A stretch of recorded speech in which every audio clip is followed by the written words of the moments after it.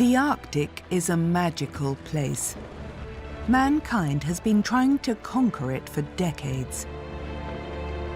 And that endeavor's becoming easier. Because of climate change, the ice is melting faster and faster. Now the battle for the Arctic's resources has begun. It's one of the last untouched regions on Earth where people have left few traces. It's something that's very worth protecting.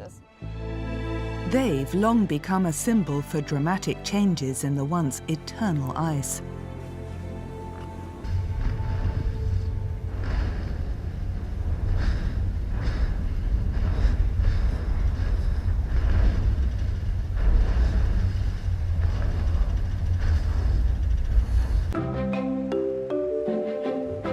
Capturing the light and energy of the sun has been the holy grail of scientists for centuries.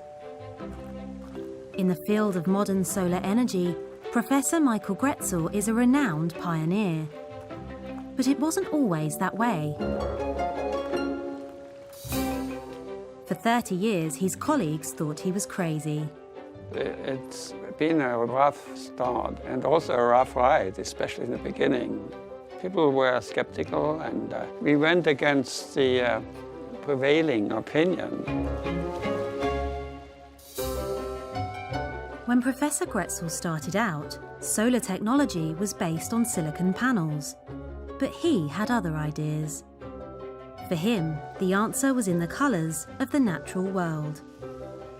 I always feel very happy, surrounded by green trees in my orchard. And I love nature. I was inspired by the natural system.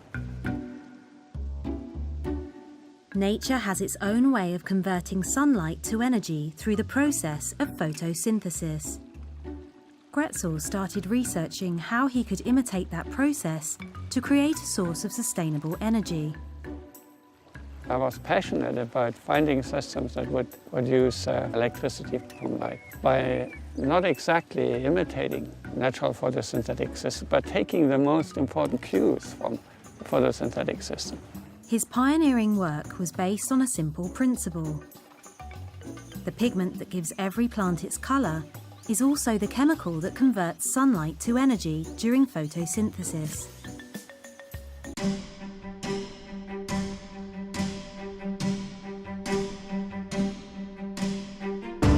Unless we go to circular, it's game over for the planet. It's game over for society. We don't have a choice but to do this. This is imperative for our survival. So if we really don't change our mindset, I think it will be the end of the world. We're moving from a world of 7 billion people on the planet to 9 billion. The way we're existing right now on planet Earth, this biosphere is really being driven by humans who are parasites. If you look at how much plastic pollution is accumulating in the ocean, that plastic is starting to accumulate in the fish that people eat. There's not a lot of stuff left. And the stuff that we've got to protect, and we've got to care for, and we've got to use efficiently. It's not utopia, it's necessity. I am frightened that my generation will be the first generation in the world which will leave my children and grandchildren an earth which they might never be able to fix.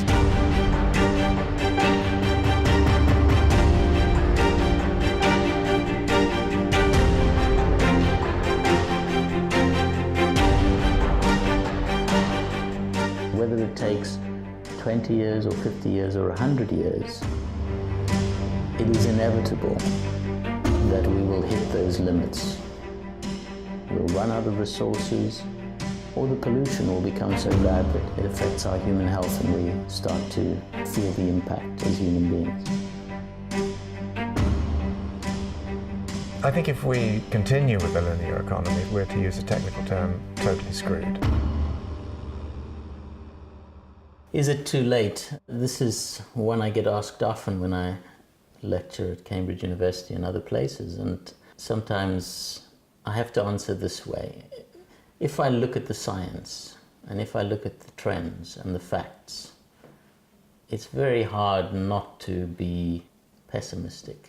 It's very hard not to say that we're heading off the cliff at 100 miles an hour. But if I look at the speed and the scale of the changes that are happening, and I look at the people working on these problems, and I look at the breakthroughs in technology that we're seeing right now, it's very hard not to be optimistic. He just said it out of the blue. He's like, oh, I'm working on this fungus thing that'll sequester carbon and, you know, it'll be really good. I can't wait to try it. And I was like, hang on, back up, what? So imagine a method that empowers farmers to take the carbon out of the air and put it into their soils on a gigaton, game-changing scale. In a conservative community, I've come out of the closet and say, I believe in climate change, you know, and a lot of people are going, oh my God, did he say that out loud? But I found that because I'm taking action and going, well, I not only believe in climate change, I'm going to bloody well do something about it to the best of my ability anyway. And I found that people are really receptive to that they go, oh, good on you, you know, that's great, can I help? I suppose being a farmer, you know, we're on the front line. We're going to be the first hit and the hardest hit, and also agriculture. That's my sector, and we're probably one of the worst offenders, and you know, I don't want to be part of that. We've got so much potential, we just have to develop the tools. Endophyte research is a huge area of science which we're just starting to understand.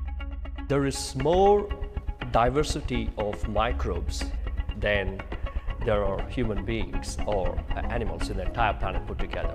There's so much potential there, and we're just starting to scrape the surface. A soil carbon capturing fungus. It captures carbon out of the air and converts it into stable soil carbon, empowering farmers to become carbon capturing climate superheroes. You hear it all the time, don't you? You hear that, oh, they'll come up with something, and you think, well, who the hell are they? And that's what we've realised, that we are the they.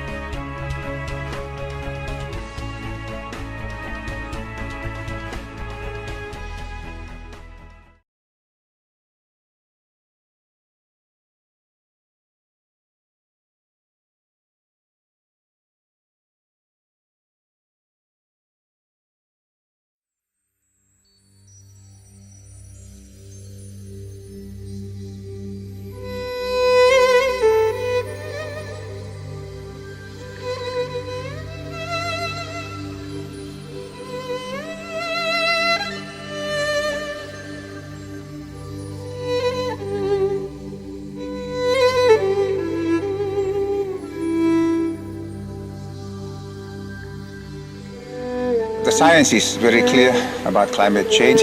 Within the century, our entire nation will be underwater.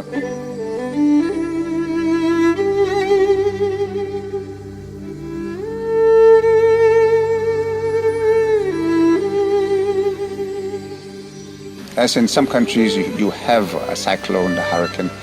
Over time, the land remains there, the water recedes. In our case, it does not. It's a disaster that doesn't go away.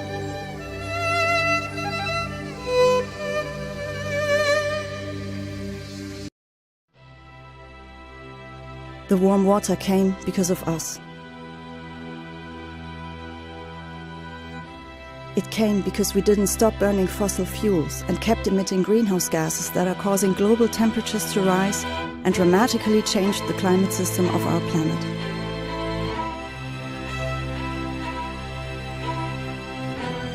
The last time the global monthly temperature was below average was in February 1985. That means, if you are 30 years old or younger, there has not been a single month in your entire life that was cooler than average.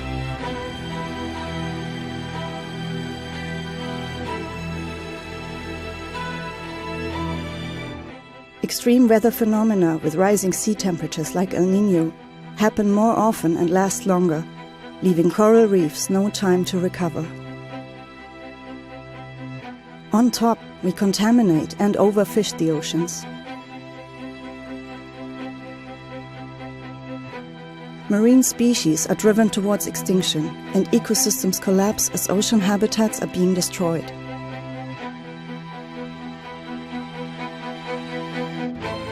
The ocean is losing its inherent resilience.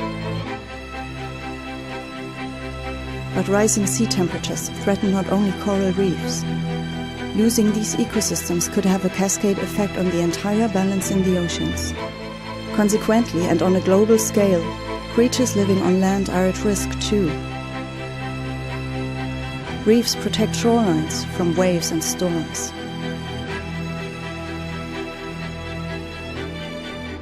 At least 1/3 of all marine fish species live part of their lives on coral reefs.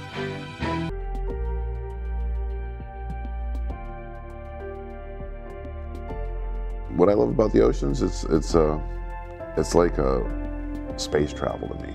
I mean, you know, a guy I know, Elon Musk, he wants to go to Mars.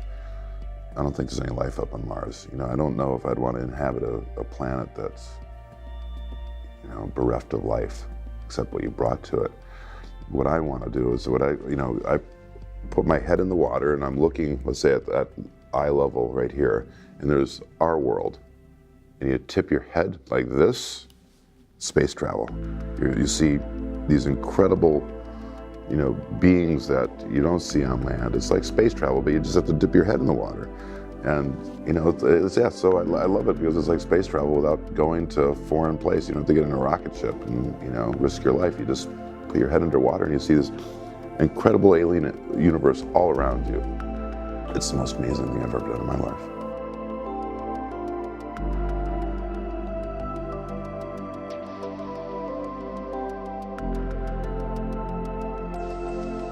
When I was 16, I watched a documentary called Revolution, and it changed my life completely.